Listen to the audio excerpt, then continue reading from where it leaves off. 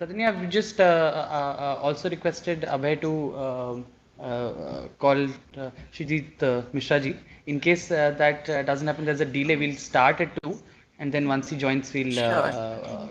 yeah, introduce him. Yeah, so I think he still has 10 minutes. I know he was a bit busy, so we can start, and by the time we complete the initial part, I think he would be there. Just indicate to me if he's not around, okay? Sure.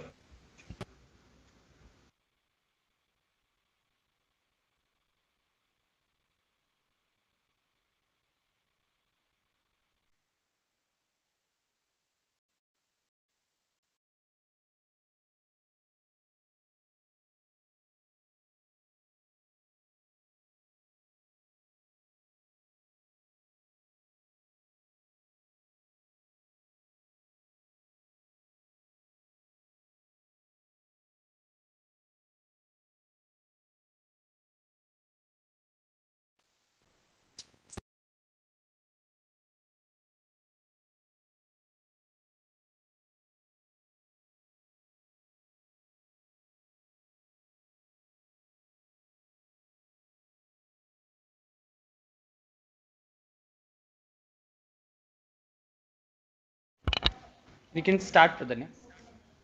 Over to you. Sure, thank you so much. So good afternoon and a very warm welcome to all the participants joining us today in this session on evidence needs for sustainable food systems and resilient livelihoods for improved results. I would like to thank the Development Monitoring and Evaluation Office, DMEO of Niti Aayog for inviting World Food Programme to host this session in the second National Monitoring and Evaluation and Learning Conference. I'm Pradnya Paitankar and I'll be your moderator for this session. Just before we start, a bit about myself. So I'm currently working as head of climate change, disaster risk reduction, and South-South and triangular cooperation at World Food Programme India Country Office. And my role at WFP is to bring the sustainable food nutrition security to the forefront of development agenda by expanding the scope of work to enhance resilience building and adaptive capacities among the vulnerable populations, especially in the time of increasing climate risk. My work includes transforming food systems to make them climate resilient and encouraging local action through empowered communities.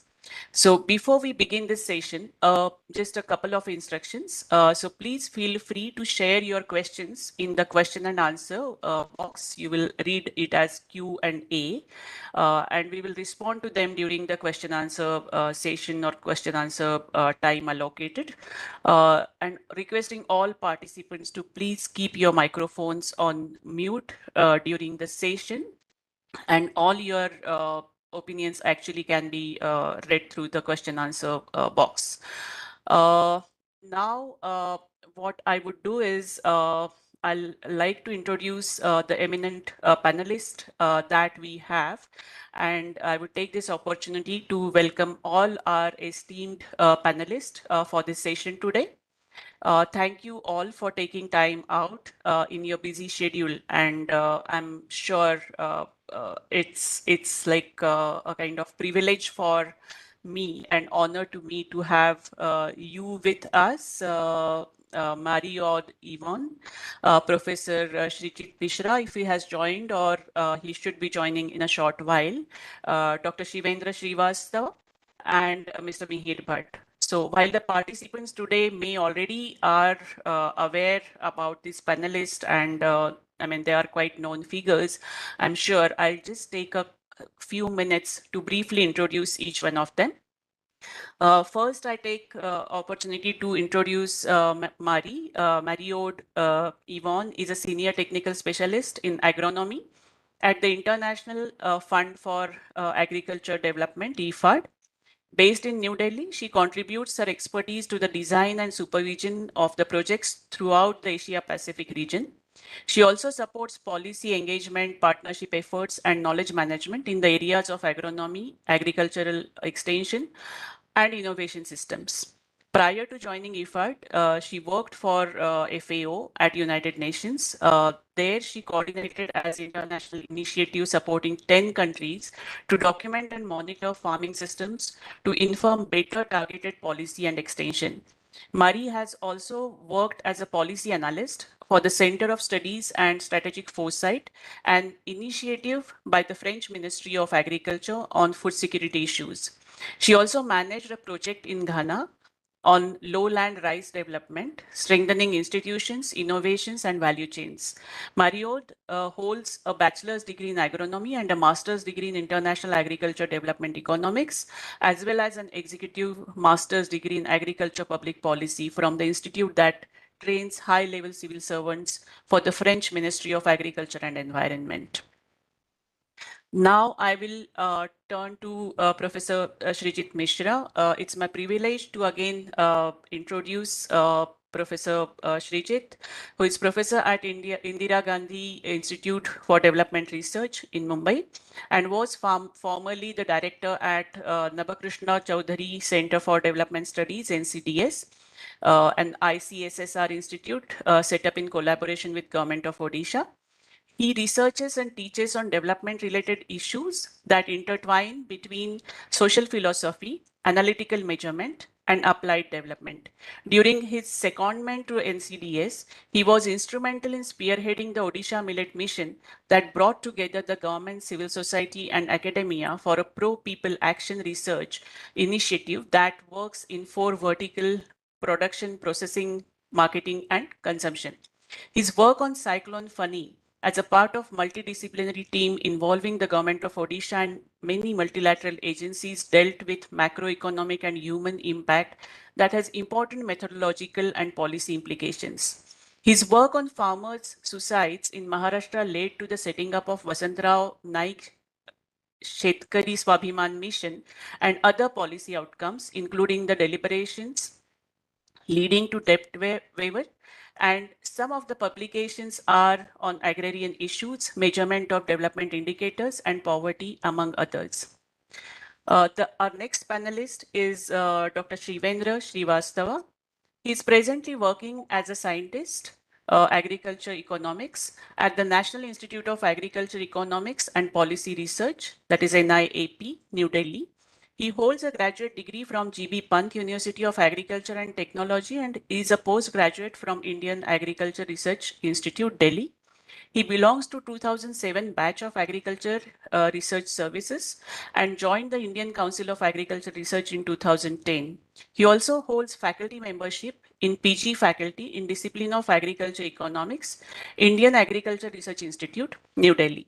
Dr. Shivendra has recently completed 2 years deputation in Niti Aayog with Professor Ramesh Chand, and his research interest includes sustainable agriculture production and food demand analysis. He has co-authored several research papers on sustainable agriculture, groundwater use, irrigation, livelihoods, labor markets, household demand, consumption, and food baskets, etc.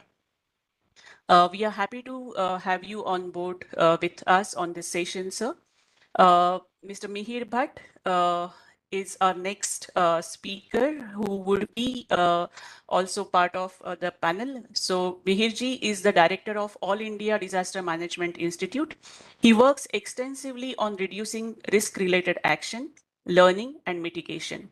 He has published widely on issues of vulnerability and disaster and has been part of key evaluations of disaster response in Asia. He's a senior fellow of the Harvard Humanitarian Initiative since 2007 and was a member of panel that selects humanitarian coordinators for the United Nations.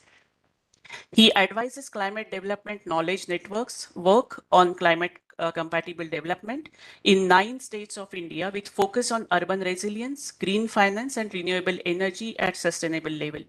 His recent publications include The Interplay of Women, Work and Disasters, Missing Women's View, and Gender Disasters and Development, Opportunities for South-South Cooperation in a book titled Women and Disasters in South Asia, Survival, Security and Development, and Using Disaster Insurance to Build Urban Resilience, Lessons from Microenterprise in a book titled urban disaster resilience, new dimensions from international practice in the built environment.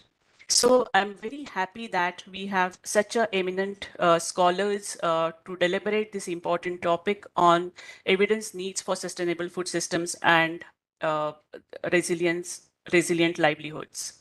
So just to actually set the context, I'll have a few minutes from now before really handing over to the panelists to share their important insights and views. So as we all know that food systems today face complex challenges in balancing the trade-offs between increasing agriculture production, improving dietary diversity and nutrition, and mitigating environmental impacts, ensuring equitable livelihoods and distribution for food for those who are in the need, who need them the most. So most production and supply chain mechanisms, they face numerous processes due to climate change, frequent natural and man-made disasters, pandemic like the one we are facing, and the existing socioeconomic vulnerabilities. Persisting rates of undernutrition for critical age groups and vulnerable communities. What is more important and significant is double burden of malnutrition and other challenges in food security and nutrition are particularly worrisome for all stakeholders. At the same time, several parts in India, they remain vulnerable to disasters and crisis situations. Learning from the recent COVID-19 pandemic, we know that ensuring food, water, and shelter are crucial to disaster relief.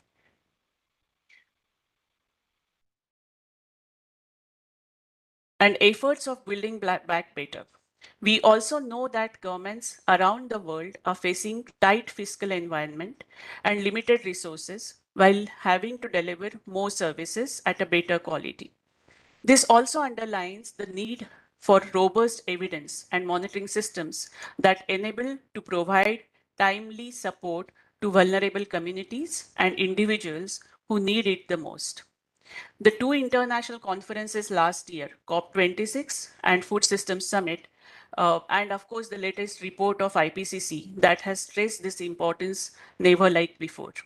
So to bring us to our present topic, there are few points that we will really need to deliberate, discuss, and seek answers for.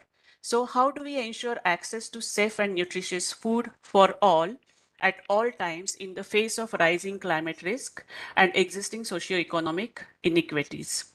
How do we nudge a shift to healthy and sustainable consumption patterns among our populations, given the proportion of undernutrition as well as rising overnutrition? How do we boost nature positive food production at scale while diversifying the food baskets, knowing very well that production or agriculture itself is a contributor to GHG?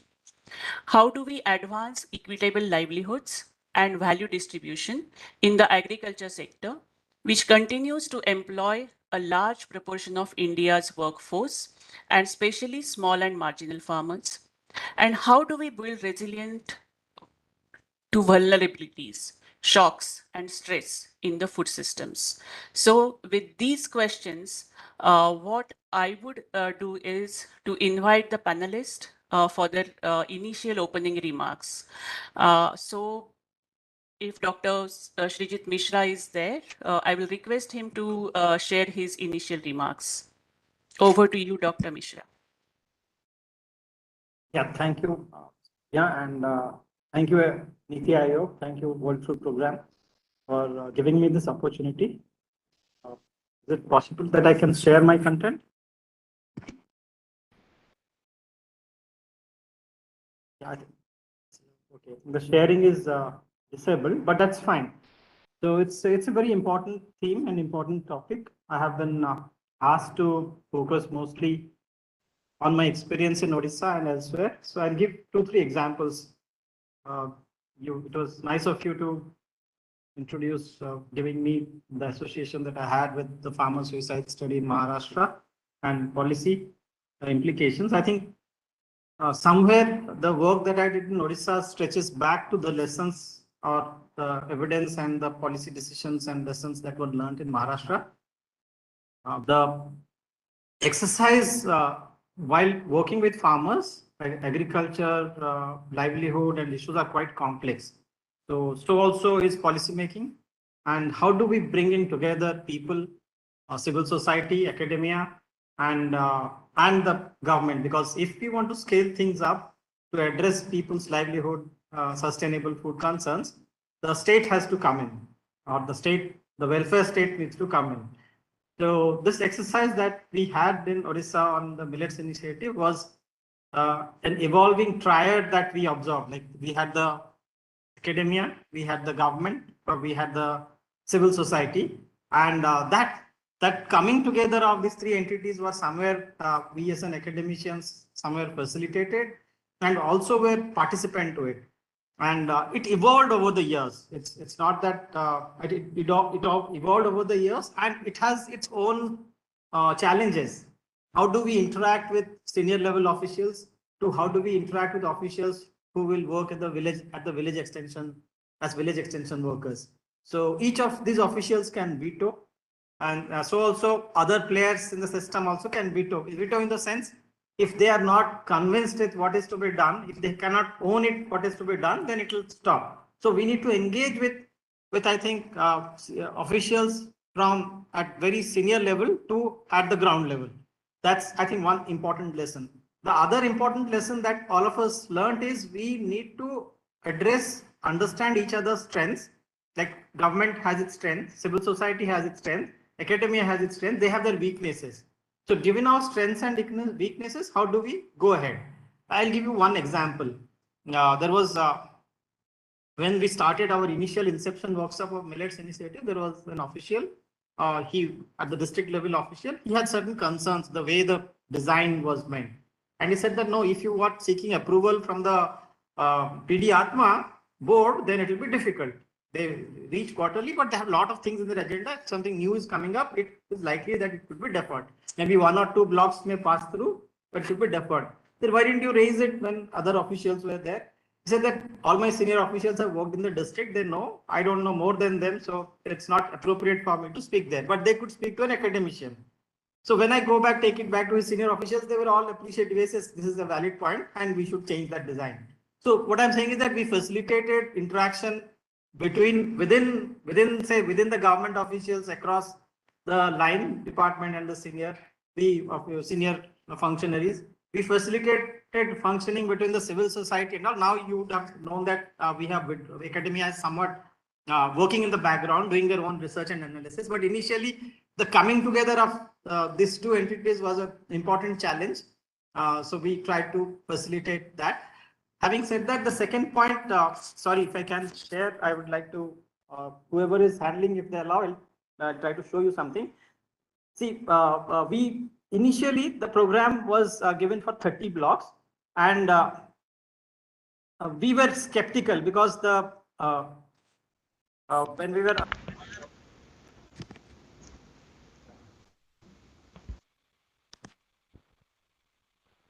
when we were allowed to, is my screen visible? Yes, it is.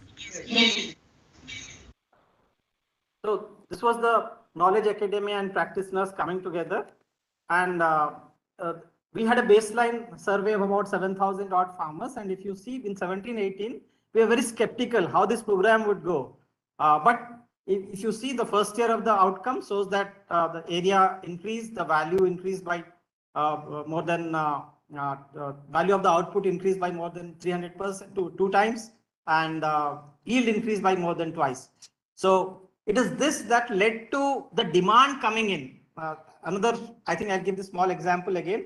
When we started, senior well-meaning officials were saying that when they started to do something on millets, the response from the farmers or people in this area was that, see, why will my child eat roti, your child eat roti and rice, and my child will eat ragi? But when our program started, we started getting questions from demand started like, why do you think we are orphans? Why is the state not taking our block or our district into the fold? So I think I'm trying to compress a lot of things in this short exercise, but I think there was a demand, there was an unmet demand, and when a lot of people with well-meaning and design structure try to work in together, trying to help each other, trying to complement and supplement each other through evidence. This led to, I think, the coming together of these three entities somewhat led to this growing. Initially, we had planned that we will showcase 30 blocks for 5 years, but you see in this slide, from 30 blocks within 5 years itself, we have gone to 84 blocks, and I understand it is more than from 8,000 to more than a lakh farmers, from about 3,000 plus hectares to more than 50,000 hectares now. So procurement has also moved to more than 2 lakh tons. Perhaps it is still going this year. So I think these are demands, unmet demands, and I stop with this last point. Though the experience of Odisha has spread around, the last point that I wanted to make is there was the case for demand, and while motivating, when we started this exercise, it fits in with what Ms. Pragya started. We tried to focus on a crop which was marginalized or neglected, the millets. We had to focus on areas which were the marginalized areas, the scheduled areas, and we focus on populations which were again left out, the scheduled population.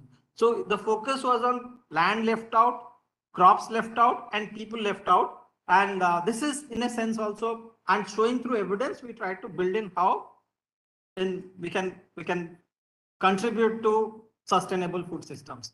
I'll stop with this hug from Oli. Oli, if some of you know, was the mascot in Hockey World Cup. And this was in our initial days. And Oli was the mascot, and she had come down to the Odisha Millets Mission Mandia Cafe there.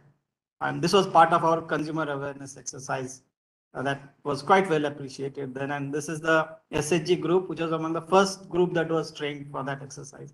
So I'll stop there. I hope I have not taken more time than allotted. Thank you, everyone. Thank you so much, Professor Srijit. I think, we just, this is such an opportune time, because on 8th March, we just launched a success journey of Odisha, where we did the assessment of Odisha Millet Mission and its achievements, as well as some of the recommendations in terms of policy brief. So we'll come with more specific questions later, but now let me invite Dr. Sriven Srivastava for his initial remarks, highlighting the need for evidence on sustainable food systems, agriculture production, healthy nutrition, and also, of course, the climate fragilities. So over to you, Dr. Srivendra. Thank you, Pragya. Thank you very much, organizers, for giving me this opportunity. Vijayji, can you share the slides? As the session team belongs to the empirical needs for the sustainable food system, what we do that we provide some of the empirical evidences, probably at the national level, and would like to share some of the concerns for the consideration. So, you know, this production aspects are very, very important for sustaining the food and nutritional security. Next slide. And all the empirical evidences at the aggregate level shows that since the green revolution, that we could achieve the higher growth rate in the food grains or total food at the aggregate level as compared to the growth in the population. And particularly in the recent years, if you see this per capita production of food at aggregate level is increasing at the exponential level. And we all know, I think, that we are today a food surplus nation. And empirical evidences also shows that we are having seen improved stability in the agricultural output due to the improvement in technology, the reforms in markets and institutions, and likewise. Next, please. But at aggregate level, picture seems to be a bird's eye view, but we do have some mismatch in the demand and supply at the disaggregate level. And if we see the food production basket, it is predominated by the crop sector, and within the crop sector, it is the food grains which are predominate in the food basket, production basket. Although that we are seeing an acceleration in the diversification, but its pace is bit slow. And we know those regions from the empirical evidences that is low pace of diversification is primarily because of poor market availability, price risk faced by the farmers, high capital requirement, or the inadequate storage and processing infrastructure in the country, which are restricting farmers to go for the diversification. Next slide. Next slide. And because of this low price, low diversification is primarily because of one fact that in India that most of the farmers are the small and marginal farmers who have the small volume of marketable surplus. And evidences from the situation assessment surveys of the NSS shows that presently only 30% of the total marketed surplus is sold in the mandi by the farmers. And for the small and marginal farmer, it is still very, very less. And this lack of access to the market actually leads to a low price realization, and which in turn leads to the low farmers income, which actually justifies that why we require to accelerate the farmers income, and it aptly justifies the government's emphasis on the farmers, improving farmers income as well. Next one. This gives evidences from the this cost of cultivation surveys by the Directorate of Economics and Statistics, and which clearly shows that for the major crops like the paddy, the price realized by the farmers almost covers the cost A2 plus FL, but it's only on an average 15% higher as compared to the recommended level of at least 50%. But if you see the cost C2, we can see this for about 70% of the farmers, the price realized by them do not cover even the cost C2. So that shows that the price realization is really an issue which need to be tackled, and which is a multi-dimensional issues as far as this food system is concerned. Next, please. Empirical evidences clearly shows a disconnect basically between the food production and consumption, and using the comparable figure between the 93 and 2011, we can clearly see this per capita consumption of cereals is declining due to the change in lifestyle and other things, but the production of cereals is increasing. The consumption of crops like pulses, edible oil is less, it's increasing, but its production is not increasing to the commensurate level.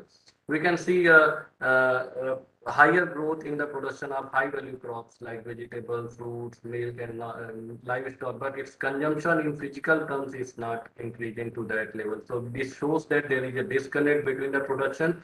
We do see a improvement in production or availability, but it is not adequately translating to the intake. And here I want to highlight one empirical evidence related thing that we probably lack the evidence in these aspects, particularly the food consumption aspect. In that, today we do not have the reliable estimates on the out of home consumption, which is rising significantly over a period of time.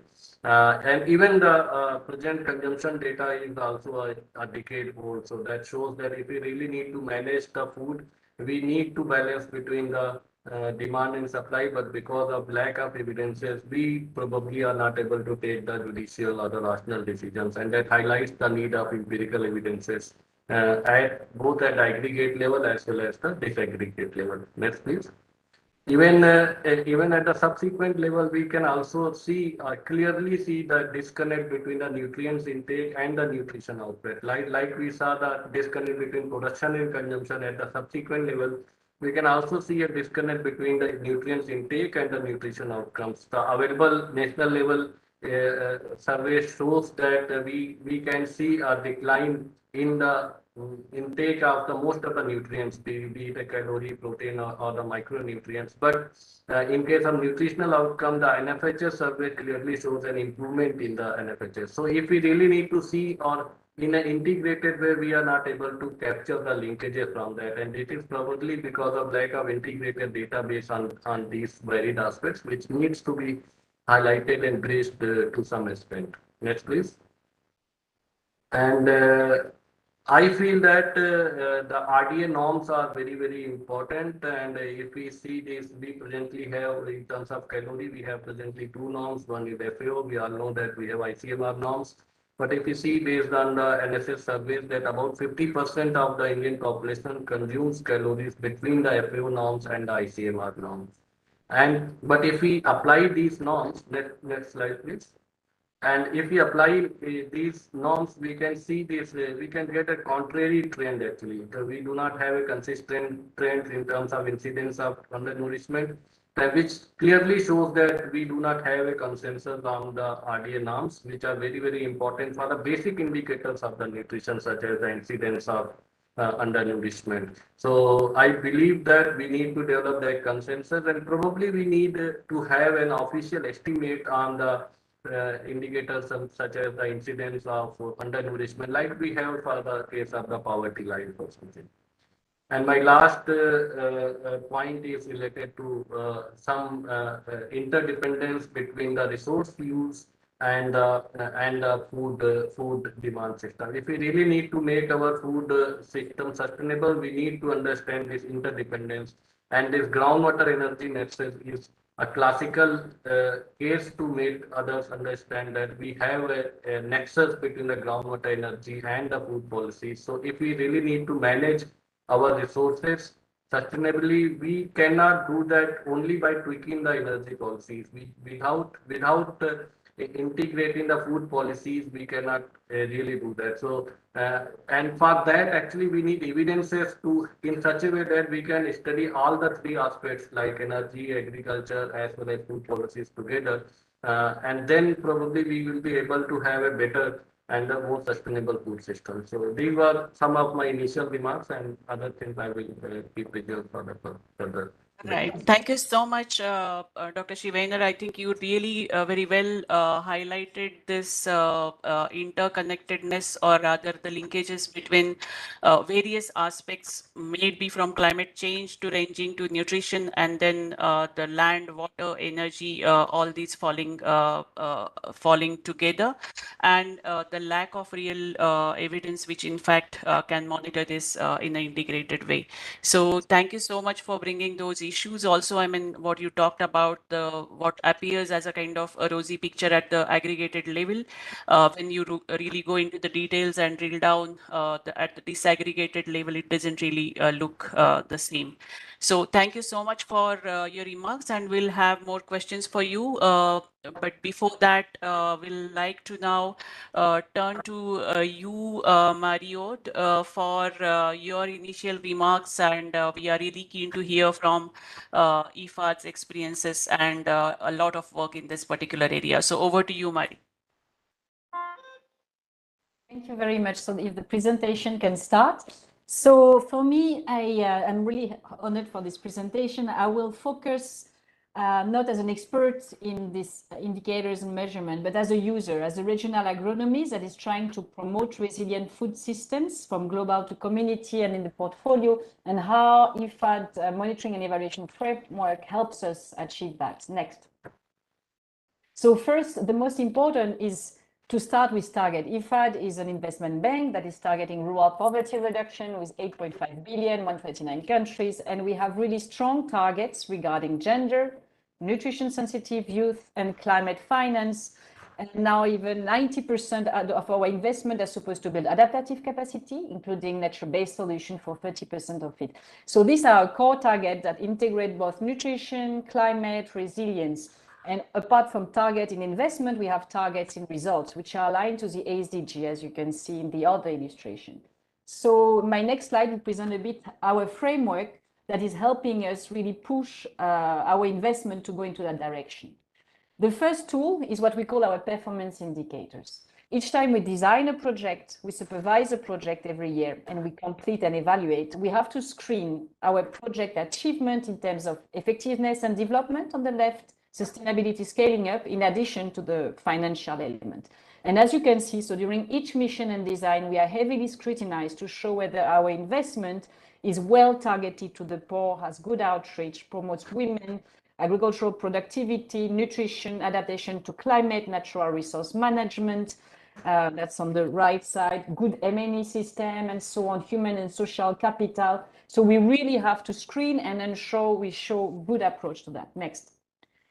Second, as a tool, so the next slide, please. Yes, is that this same performance indicator is integrated into dashboard online. So it's really the key tool used by our management, our corporate management. We have yearly portfolio analysis, report, management dashboards. So when they see an indicator going red or orange, and if we are not doing well enough in our targets, they know, and they push country directors, us technical officers, to really take remedial action and ensure we promote sustainable food resilient system. Next.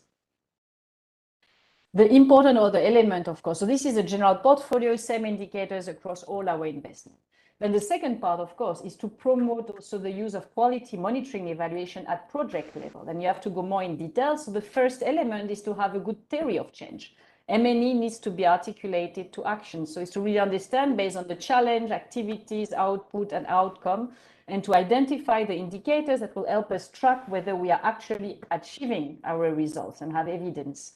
And projects, when we design and implement, we have to choose, they can have their own indicators based on country, but we also have to ensure inclusion of some compulsory indicators along our mainstreaming teams, which are aligned to the SDG.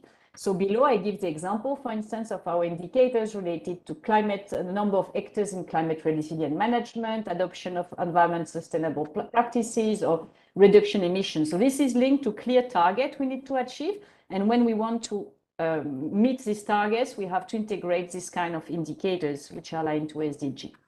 Next. So the next slide provides an overview of all the indicators related to our mainstreaming team. So I showed the adaptation one. We have some on nutrition, nutrition diversity, nutrition knowledge, attitude, and practice. And also a very interesting part is now it's new, it's more recent, is that all projects need to integrate the percentage of households satisfied with project activities, and that we have also to target a high percentage of households that feel they can influence decision-making in our project, in the groups, and so on. And I think these are also very important elements, more qualitative, to ensure we go to the right direction. Next. Another qualitative element is as we want to move forward, we have to move on lessons learned, which are more qualitative. So each time we go on also on design and report, we have to identify and write about our lessons learned, which are also validated by government. Then we tag them according to different topics. And finally, we have to tag if they are relevant to climate change and our gender, nutrition, and so on, and country and phase, and then we can look for them. So for instance, I extracted here a few examples of lessons learned in India related to climate, and some I know actually. Maybe some on millet later on. But that's really useful because each time we design a project or review, we are pushed also, we have a section on lessons learned. So it's very important we don't lose that, because not everything is about quantitative results, but also about leveraging lessons learned and ensure we document. Next. Another interesting indicator, as it was mentioned in the previous presentation, I mean, resilience and food system are complex. So the problem we face sometimes for me as an agronomist is that sometimes I will evaluate the productivity indicator that is a bit sometimes old-fashioned on yield. But on the other hand, we have an indicator on natural resource management, nutrition, and climate. And farmers, the production has to meet the four. So sometimes we struggle, how we promote. We are not only looking at productivity or separately at nutrition. We want to promote integrated change. How do we measure that? So on one hand, some colleagues are working on ways to link a bit more our indicators. And we have other colleagues that are innovating in a resilience design and monitoring tool that has been piloted.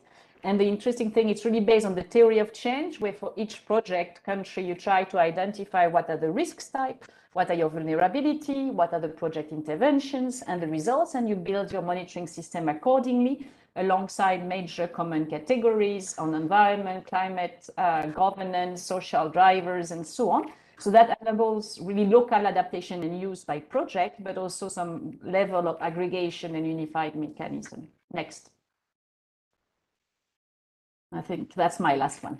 Thank you. So the last one, so the first complexity, as we said, different indicators, different dimensions. So how we really try to capture that. The second element I want to insist is that it's very nice to have these indicators at high level, but as it's mentioned, often the devil is in the details and in the local level. I mean, we know we have different farmers, different household, inter-household differences. We have different agro-ecosystem. I mean, I've been in Maharashtra, sometimes one village and the next have very different rainfall patterns or kind of agricultural resources, and climate change impact change from one season to the other, or can have very big rainfall variability. So if you really want to promote sustainable food system resilience, you need to empower the communities themselves also to drive an evidence-based transformations. And us as decision makers need to have quality data that can be disaggregated so that we can point where issues are, whether for whom, which farmers or for which area. So the other part that I won't present now, but maybe on the panel discuss, is how we really work on empowering and adapting monitoring and evaluation that can work for the community, the producer organization, and local level. And we have different ways to build it in farmer's diary, farmer field school, representative farm, online system. And the second pillar is we need to improve our database as well and statistics so that we can also still articulate our quality data with statistical data. And for instance, we have a recent partnership with the World Bank, FAO, the former Global Strategy for Statistics to improve our inter-census survey on agricultural data, as well as the use of these surveys for decision. Next. And that's just a thank you and some reference. And I have worked this presentation with different colleagues that are working on these topics, and I'm ready to also, of course, put them in connection. Thank you so much. Over. Right. Thank you so much, Mari. And I think you really highlighted the key question, whether we are addressing the desired result, whether we are really achieving the desired results and how we are really measuring it. And great to really hear all the keywords from theory of change to indicators to also lessons learned and involving the communities and the management dashboards and all. So again, I mean, we'll like to really hear more from you from IFAD experiences, but at this point in time, I'm thanking all the speakers to really stick to the time. Now I will really request Mihir Bhatt on using the needs of evidence, including M&E in disaster risk reduction responses and climate fragilities, and his initial remarks on the topic. So over to you, Mihir Bhai. Thank you so much for this very special and timely initiative that Niti Aayog and WFP and others have taken.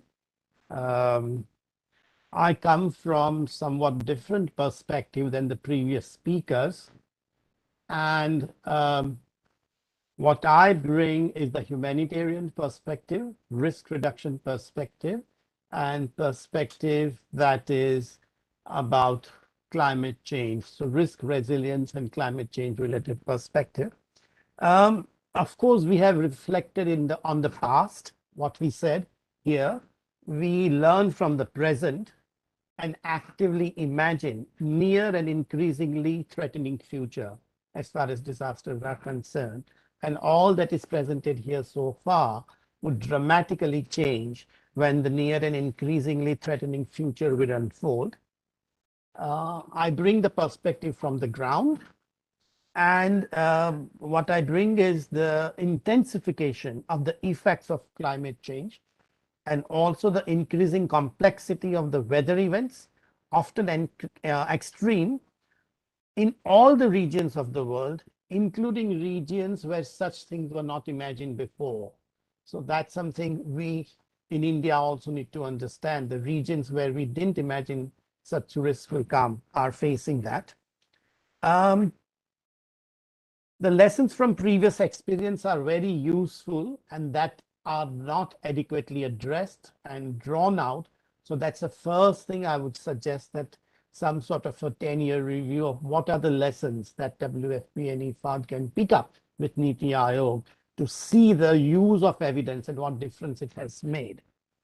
There is new guidance that is needed. New lessons are needed in the face of inevitable, more complex disasters, some of them not yet imagined, much less understood. So having made that point, I would like to come to 3 aspects on evidence needs for sustainable food system and resilient livelihoods. The context, key 4 points, very small and succinct, and the way ahead. And I'll build on what Srijit ji said about the demand part. And I think that's very important to look at that. What is the demand for such evidence? Or are we just creating evidence because we have the data and the technology? The context that I'm using is to draw from AIDMI's work with family farmers, mostly from the female farmers, cotton farmers. There are other important crops, but cotton farmers that we work with. Farmers affected by the pandemic in coastal, desert, and delta areas. So that's the evidence base that I'm drawing from. They are all some small, some large, some very large. If you add up roughly some 35, 40,000 farmers across the various parts of India. The first key point, and that I think is of great relevance to WFP, is about the awareness. And the evidence, there is very low level of awareness and availability of evidence for what we plan to do, and that is the sustainable food system and resilient livelihood. So there is tremendous demand for enhanced awareness that such data is needed. And a lot of decisions are being made without the evidence, and then things are not working. And second point here is the scattered awareness and evidence. So whatever evidence is there is scattered across states, across sectors, across water, agriculture, formal, informal, a whole range of things. And that is something which is very important. And I think, Mari, you in a way touched on that from IFAD's point of view. The second point I wish to make is about finance. And of course, IFAD being one of the banker, but also other bankers such as World Bank and of course some of the new banks who are investing heavily in agriculture, either through infrastructure or other areas. There, the idea of evidence is that who is investing what in whom, and that is something remains a puzzle. So a lot of good work is being done. Of course, not enough, far from enough, but there is good work, and there is very little way of pulling it together to make greater impact. I was very heartened to hear about the IFAD initiative of working with World Bank and some of the other agencies that is mentioned. And I think that's the direction to go even more, faster and better.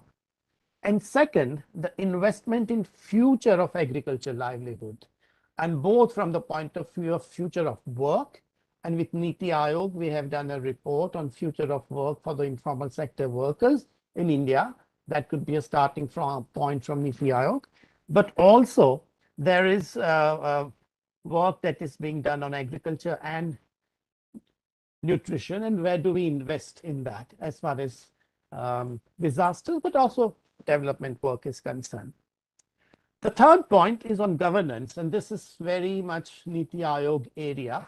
And again, the main point there is that organization of farmers in terms of alliances, federations, cooperatives, their non-banking finance companies, their collectives, and that organizations, we need to invest in them. We need to invest in farmers, invest in farms, but also in the organizations that bring these farmers together.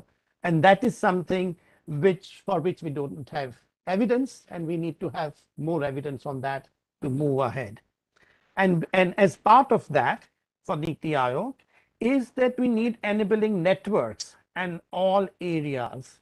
Networks of family farmers, network of female farmers, network of farmer financing organizations, so on and so forth. So that's a large area that we need to. In fact, some of the recent work with the FXB Center for Health and Human Rights at Harvard University had done some very interesting work.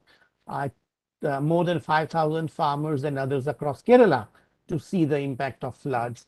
And it just showed that when you have the data, evidence, how relatively easy it is to target far better and get much better results. The last point, key point, is about that the evidence that we know is sectoral, and not one sectoral, but multi-sectoral and intersectoral both. And that is something we don't have. I was very happy to see the indicators that IFAD has presented here. And so those indicators now, if we can play with and see how India can use them in a more appropriate manner for various states and various geoagroclimatic zones that we have, that would be something very useful. And second, and this is I'm drawing from the World Bank, from the World Food Programme's work on that how do we look at this whole thing system-wide. So agriculture nutrition system and all across that, how do we see that?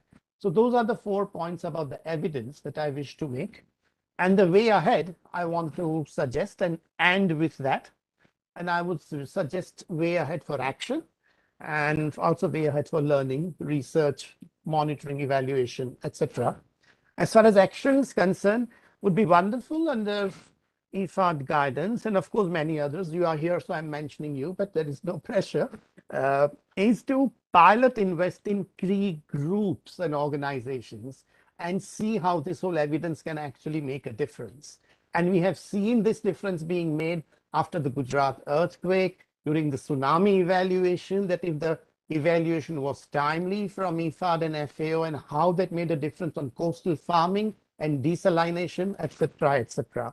So that's one area. And second action area is upscale pilots for a wide scaling of this agriculture and livelihood. And there Niti Aayog can come in and take the pilots and make larger national programs of livelihood and agricultural upscaling, wide scaling programs for selected states and districts. So that's the action area. And for learning area, and I will add end with that, is would be very nice, as I said in the beginning, some sort of a lessons learned review of last 10 years. But what is it that we have learned about the areas that we are so keenly interested? In our case, sustainable food systems and resilient livelihoods.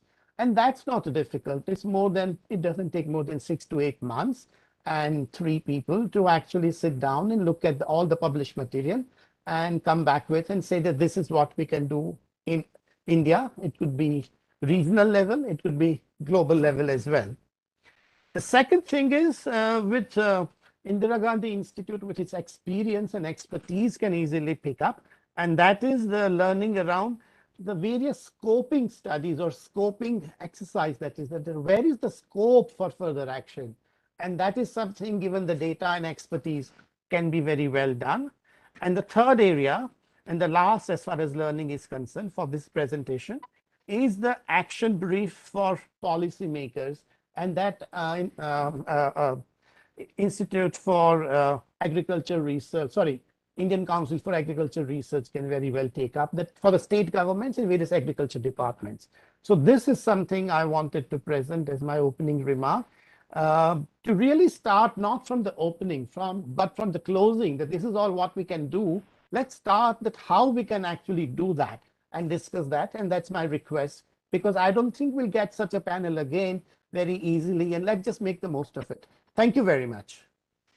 Thank you so much, Mihir Bhai, for those remarks. I think, you have highlighted some of the real gaps, right from non-availability of data to scattered data, and also at times, the data is available, but not really what is really required.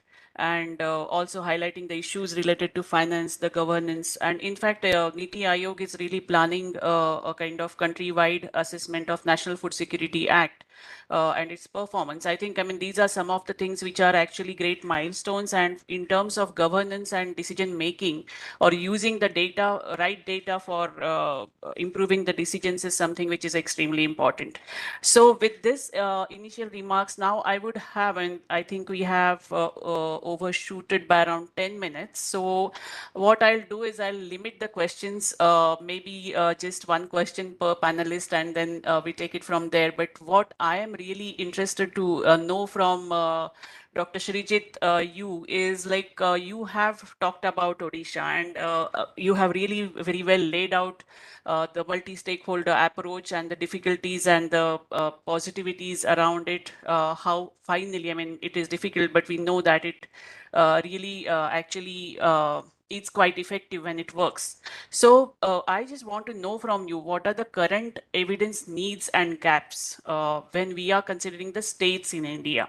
So based specifically on your experience in Odisha and otherwise in Maharashtra and others. So what are those, real needs and gaps? Over to you for a quick response.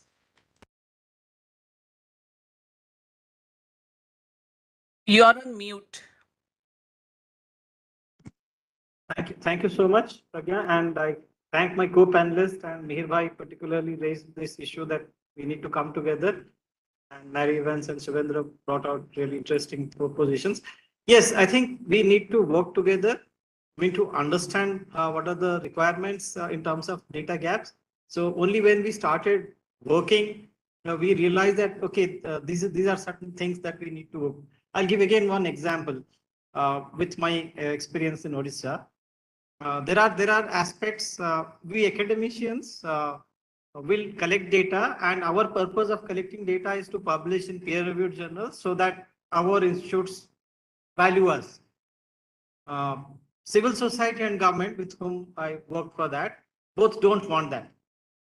Okay, civil society would reason that, okay, these farmers are facing this problem. Can you help us here? Can your data help us here?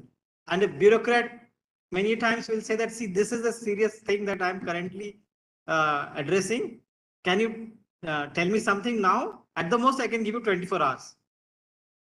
Many times when we come back with certain things, they may not act on it within that 4 hours. The process of decision making might take 15 days, might take 6 months. That is a separate aspect altogether. But sometimes there could be serious matters where they need help from an academia immediately.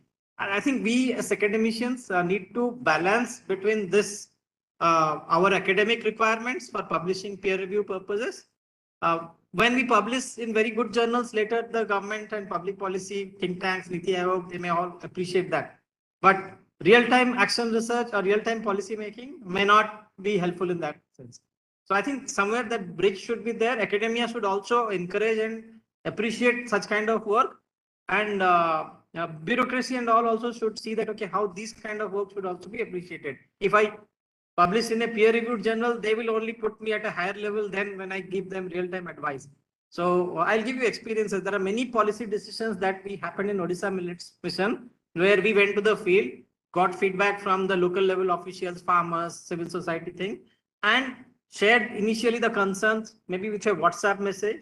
And if they said, oh, this is, please come over, we go and discuss. So there is no documentary evidence to say that academicians or people, those who collected this information, collated it and summarized it and presented in a way where policy decisions could be taken.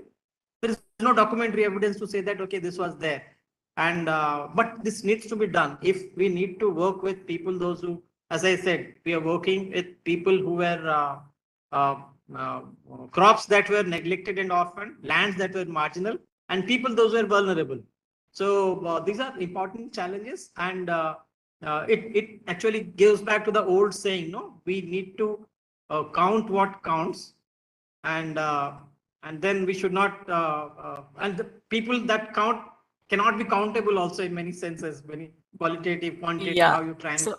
So I think that point is very well taken, that I mean, it's also, I mean, coming from the perspective that whatever monitoring and evaluation approaches we really follow, they must be empowering the communities and not really treating them as objects and mere numbers, and that's important aspect. Just one quick question from audience, Gopinath Radhakrishnan. It's an interesting question for you, Srijit. So this is like, it says that when you're highlighting the issue of engaging multiple officials in the process, do they see any of this intervention as out of syllabus? And how did you motivate them? And that's it is completely out of syllabus for everybody, for all of us. For all of us, it was a learning experience. And yeah, and initially, okay, let me talk about the agriculture department. Initially, many people, those were skeptical about things. There were some people who were aware of that this could be a way out, but many were skeptics. But they slowly turned, understood that what we were showing. And how did they understand it? Because they went to the field, they saw the advantages, and some of them became champions. I mean, many people who were skeptical to begin with slowly became champions. It was a slow, engaging process.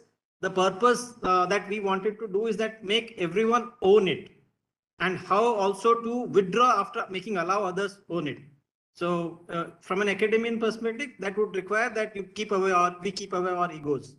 Otherwise, it would be difficult to function. Excellent. So that's more practical advice. I hope, Mr. Gopinath, you would have got your answer. So next question I'd like to ask Shivendraji to you. So you talked about... Can I exit? Oh, sure. Thank you so much for joining. And I know you have another engagement. So thank you so much for joining. I mean, it really added a lot to the entire deliberations. So now I'll move to Dr. Shivendra. And so this is something which I just wanted to highlight, that you talked about food intake patterns and the production diversification, nutritional outcomes and all. So are there any emerging tried tested approaches for tracking effectiveness of I mean, some of these aspects of food production, healthy diets, policies, schemes, etc. So if you can highlight some of those and what are the potential areas of improvement, if any. So over to you, Dr. Shivendra. Yeah, thank you very much.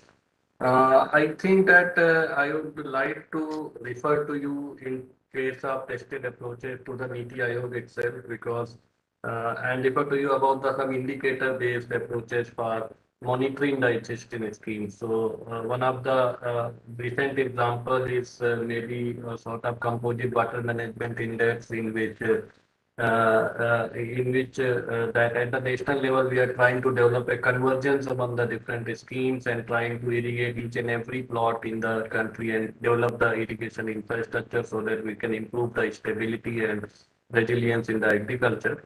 And for that, because we know that it's a state subject, and so and each and every state has its own peculiarity in extending their efforts in that.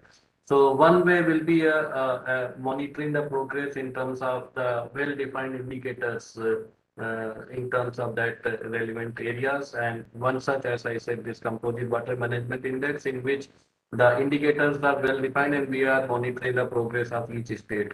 So apart from this particular this monitoring aspect, it also has one benefit. What I feel is that it instills a sense of competition and the cooperation among the states to perform better. And that I think that it's a good spirit that in way everybody would like to show itself that I am doing better. So that will also improve their performance. So I think that such type of indicator-based approach are worth integrating with national statistical systems. Your second aspect on some of the potential areas, I see there are many potential areas because evidence, we all know that evidences are the preconditions for the monitoring and evaluation and any informed decisions.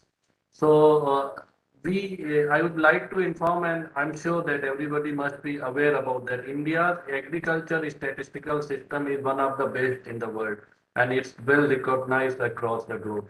That we developed during the one of the earliest days during 60s and 70s, and but what happens with the changing priorities and the development, this tracking system, that evidence tracking system also needs to be evolved over a period of time, so that because we know that we are shifting our priorities from production to sort of nutrition, food to nutrition, from production to income, from the input intensity to the sustainability, and these all require some system approaches of those things. So if our tracking system should also evolve in such type of things. Specifically, if you see one or two examples, you know this, we have a very robust system for the basic statistics like area and production of food or the field crops. But probably we do not have that much robust system for high value crops, commercial crops, dairy and fisheries. So this is one of the gray area which we can target and develop a robust scientific basis.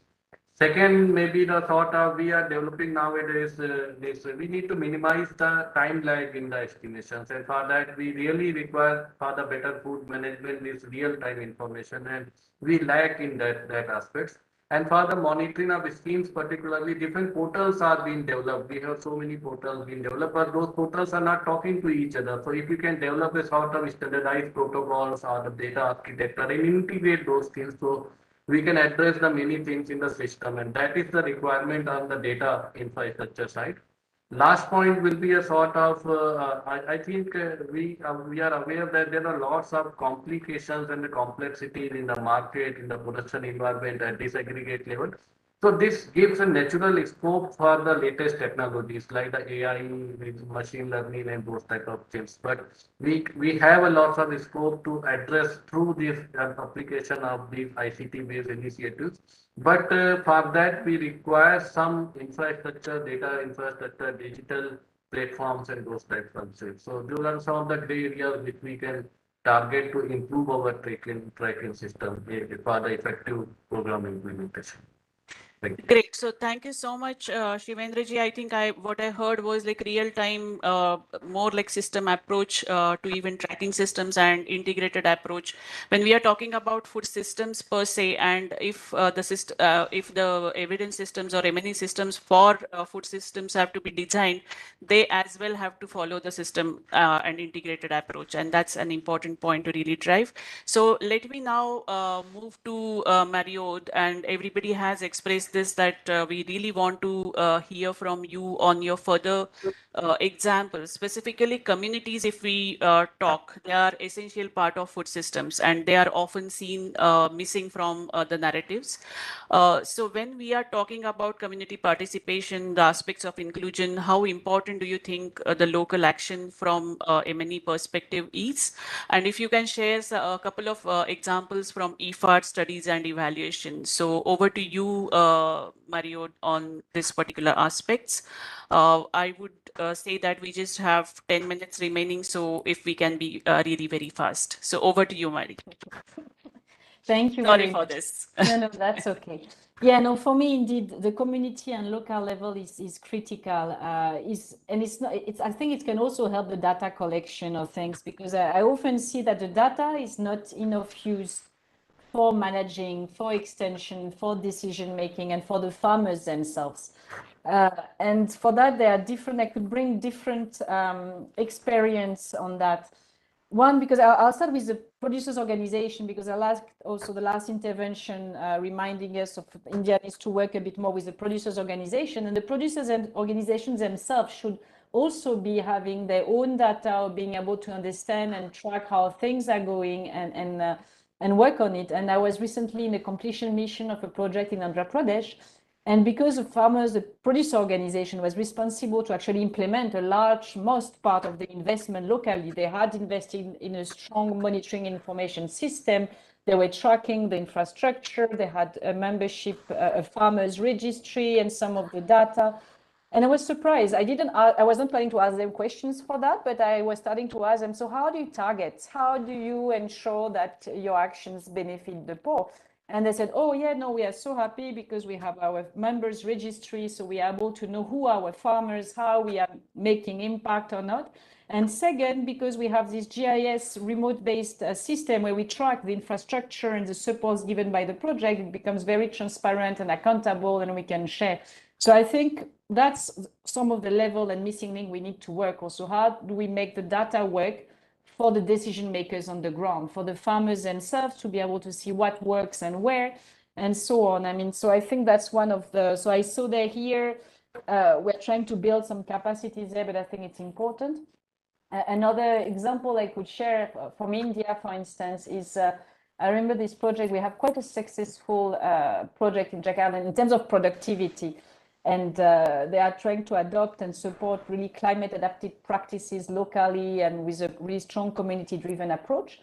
And I remember when I was also asking what were the drivers for success. And one very important one is that they had trained the farmers themselves to measure yield with the cross-cutting exercise you do, but to do it themselves. And they say this was crucial for the farmers themselves to see the benefit of the practices and be able to compare how it was giving. And we have also other evidence that show that when you promote farmers, individual farmers, to experiment and see what works, it multiplies by 3 adoptions and impact rather than just having a central plot. So I think it's really the last mile, but ICT and India is so advanced there, can help us going there. How do we really empower the individual farmers and the communities to get this data? And that can help bridge the gap, I think. So that's one of the examples. The other thing, the other point I would like just to make as is the conclusion is it's apart from the community, it's really to start by the use. Sometimes we often start by all the data we wish we had, and then we end up with a lot of data we don't always use or know what to do with. I think it's really important that part of the data comes really to what are the key indicators I want to target and why. How is it going to influence my decision making?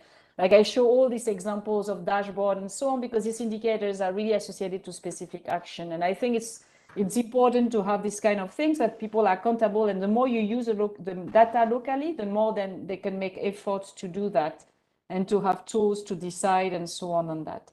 And finally, on the interest for the 50-30 initiative, indeed, India has really a quality data system. Recently, one of our projects failed. It's crop monitoring and yield data in India, but we were able to be saved thanks to India system because it's so quality and it is at Mendel level, so we were able to track project impact. But maybe that there can still be collaborations, and maybe you could share your experience with other countries and or work on some aspects on the data use and tools. So India is eligible. So if you're interested, I can put you in connection with the team as well on such aspects. Thank you.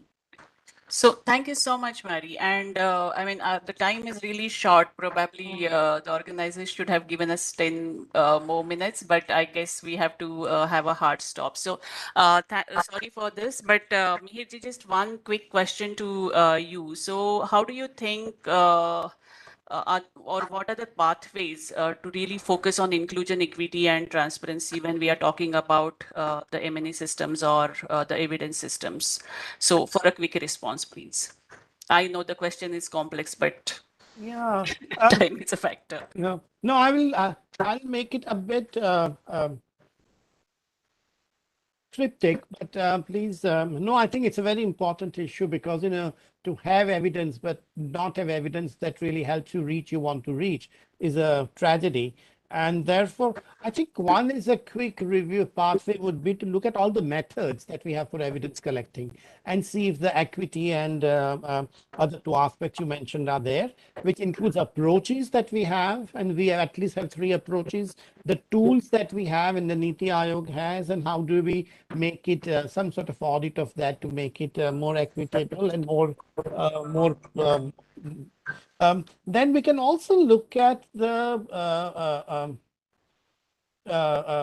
evaluation of the strategic result framework that various projects and programs have, and how do you build equity, inclusion, and other concerns there.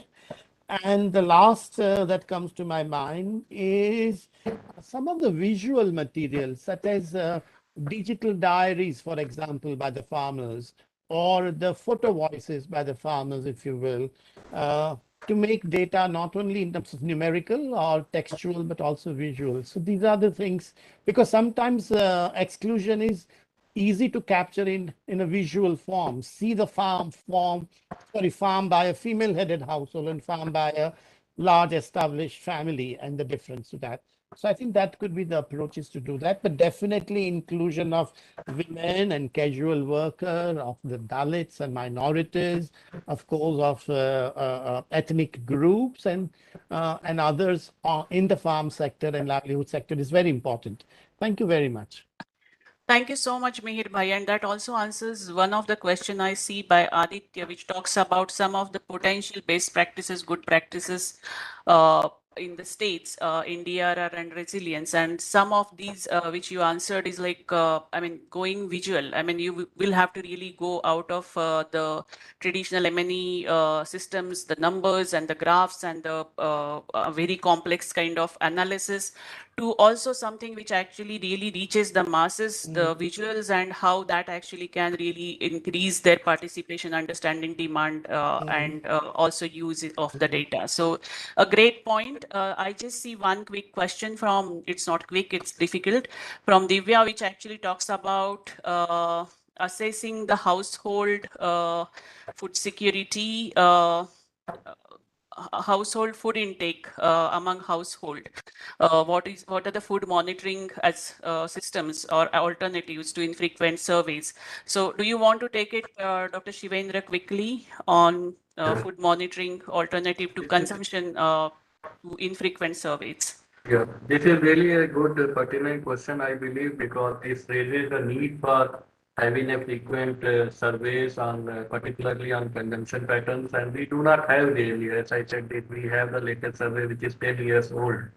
As far as our approach is there, we still are that recording the food intake based on monthly basis or monthly recall period or 7 days recall period. We really need to see that whether we are able to capture those type of all the food intakes on the consumed in the last one month or so. So that gives sometimes it's not at all possible for the households to recall all those type of things. So we have a lot of scope for having the new and innovative ways for those type of things. I'm not sure that whether we have this data infrastructure, survey infrastructure for it, but some of the countries are doing that scanner data, purchase patterns, and those type of things. So if we can really do, at least in urban areas, that we use the private, involve the private sector, see the frequent buying decisions and by the consumers, we can integrate those. Second is that we still have some options like prices are being tracked at some centers in across the country. We can include some small modules along with the price, some food consumption, and regularly track those type of sales. At least quarterly or annual basis, we can still take a case for PLFS survey, periodic labor force survey. We can initiate those type of things. But it is really important to have a more frequent surveys on using some innovative ways. Thank you very much. Thank you so much. And so that, in fact, brings us to almost towards the end of it. What a quality of discussion and the issues raised and the questions I can see still coming in question answer pod. And maybe, I mean, we don't have time to take all the questions, but we'll try and answer it I mean, maybe outside this session as well. However, I'll really like to highlight the important aspect which has really come out, like bringing all the stakeholders together, looking at the evidence and bringing the evidence across to all stakeholders to inform the decision from coming from Dr. Srijit, Dr. Shivendra, highlighting the specificities of food surplus market reforms at the aggregate level, what appears really good. When we look at the disaggregate, there are mismatches right from the consumption, the RDAs, and also looking at the needs and the gaps or the nexus, which in fact talks about more integrated databases on water, land, energy, agriculture, etc.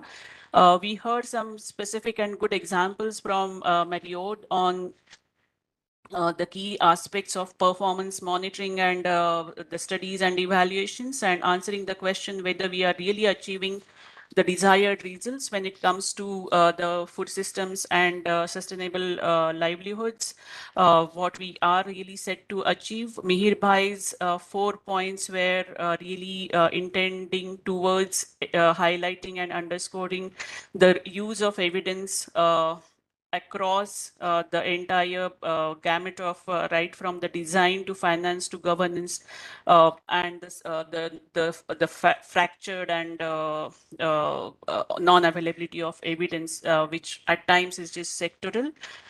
Indicator-based approach is highlighted as an important aspect. And one thing which actually also has been highlighted is like we really have to go out of our traditional approaches, the survey-based or just one kind of data collection or generating evidence, but we will have to think of all the resources that we have, ranging from the ICT-based, technology-based solutions for creating the evidence, generating the evidence, using the evidence more effectively, to the last mile need of the data and evidence to take decision at the local level and generate the local action as well. So the entire spectrum of this M&A system is quite important. And so with this, let me actually come to the closure of this session. We actually have exceeded by maybe a couple of minutes, but I think we had done excellent with all the panelists, tried to really justify the questions. So once again, I thank all the panelists for their time and great insights, sharing your experiences and really helping us learn more. Thank you to all participants who have joined today in the session and for watching us through the live streaming, which is ongoing. And finally, I want to thank again to Development Monitoring and Evaluation Office of Niti Aayog for hosting this conference, really bringing up this important topic, having a session on this with such eminent speakers, and their continuous support and encouragement we do expect moving forward. So please join us all in attending the next session, which is on pathways for institutionalizing evaluations at the national level. So thank you everyone once again, Dr. Shivendra, Dr. Srijit, Mariod, Mihir Bhai, and the entire team at the DMEO and Niti Aayog, and dear participants. Thank you so much. Thank you very much. Much, Rhea. Thank you.